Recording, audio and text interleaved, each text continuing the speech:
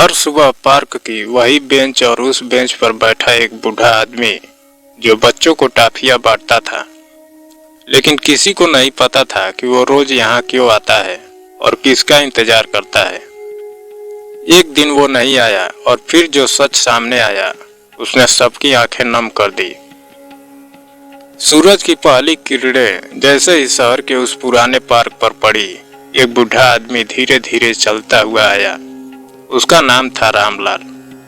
उम्र लगभग 85, चेहरे पर झुर्रियां, लेकिन मुस्कुराहट ऐसी किसी बच्चे के मन को भी छू ले।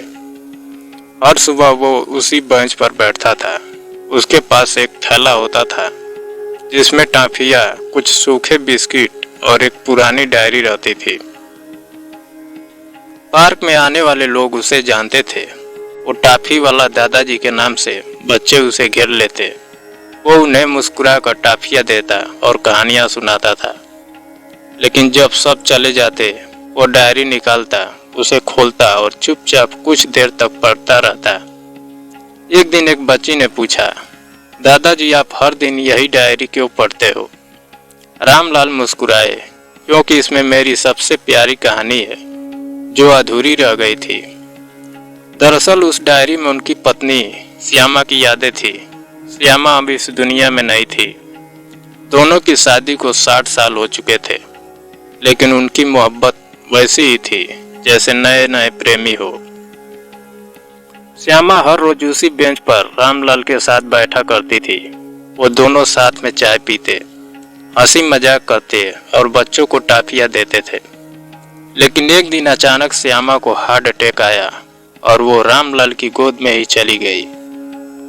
उस बेंच पर श्यामा ने जाते जाते एक बात कही थी, रामू हर दिन आना, इस बेंच पर मुझे लगेगा मैं अकेली नहीं हूँ। बस तभी से रामलाल हर दिन आकर बैठते थे। उन्हें लगता श्यामा आज भी वही है, हवा में, धूप में और उनके पास। एक सुबह रामलाल नहीं आए। बच्चों ने पूछा, दादाजी नहीं आए? लोगों ने सोचा शायद तबीयत खराब होगी। दूसरे दिन भी नहीं आए। तीसरे दिन पार्क के कोने में एक नोट मिला। उसी बेंच पर नोट रामलाल की हैंड राइटिंग में था, अब शरीर साथ नहीं देता। कल रात सपने में तुम आई थी, मुस्कुरा रही थी, शायद अब तुम्हारा इंतजार पूरा हुआ। मैं आ रहा हूँ उसी बेंच से तुम्हारी दुनिया में, रामू। उस दिन पूरे पार्क में सन्नाटा था। लोग रो रहे थे। बच्चों ने बेंच के पास फूल रखे, किसी ने मोमबत्तियां जलाई। शहर के सबसे व्यस्त पार्क का कोना एक मंदिर सा पवित्र लगने लगा। रामलाल की डायरी अब पार्क की लाइब्रेरी में रखी है, श्यामा की यादें नाम से।